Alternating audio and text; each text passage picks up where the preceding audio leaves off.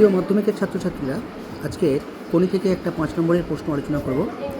জোচ্চুরি করে আমাকে বসিয়ে রেখে এখন ঠেকায় পড়ে এসেছো আমার কাছে।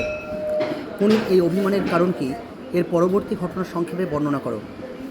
প্রখ্যাত কথাসাহিত্যিক মতিনন্দী বিরচিত কোনি উপন্যাস থেকে উদ্ধৃতাংশটি গৃহীত হয়েছে। মাদ্রাজে জাতীয় সাঁতার চ্যাম্পিয়নশিপ প্রতিযোগিতায় নির্বাচিত হলেও কোনিকে বসিয়ে রাখা হয়েছিল।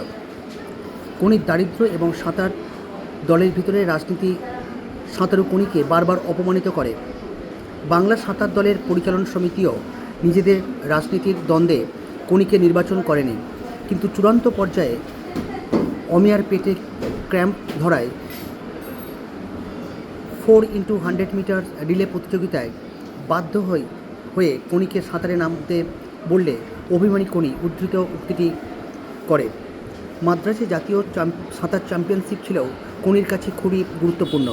ট্রেনে মাদ্রাজের উদ্দেশ্যে যাত্রা থেকে হোটেলের ঘর পর্যন্ত সমস্ত অপমানের উত্তর দিয়ে কোনি সাফল্যের শিরোপা লাভ করে। প্রতিযোগিতার চূড়ান্ত পর্বে 4x100 মিটার রিলের সময় 3 পয়েন্টে এগিয়ে থাকা মাদ্রাজকে পরাজিত করতে বাংলার 10 পয়েন্ট দরকার হয়।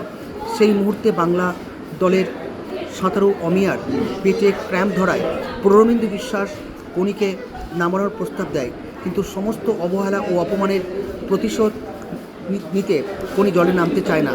কিন্তু তার প্রবল প্রতিদ্বন্দ্বী হিয়া মিত্র তাকে আনস্পোর্টিং বলে অপমান করলে কোনি প্রবল জেদে জলে নামার সিদ্ধান্ত নেয়। মহারাষ্ট্রের সাঁতারু রমা যোশী জলে নামার 3 সেকেন্ড পরে জলে নামলেও প্রবল দক্ষতা এবং হৃদয়ের তীব্র আক্রোশে সে রমা যোশীকে পরাজিত করে।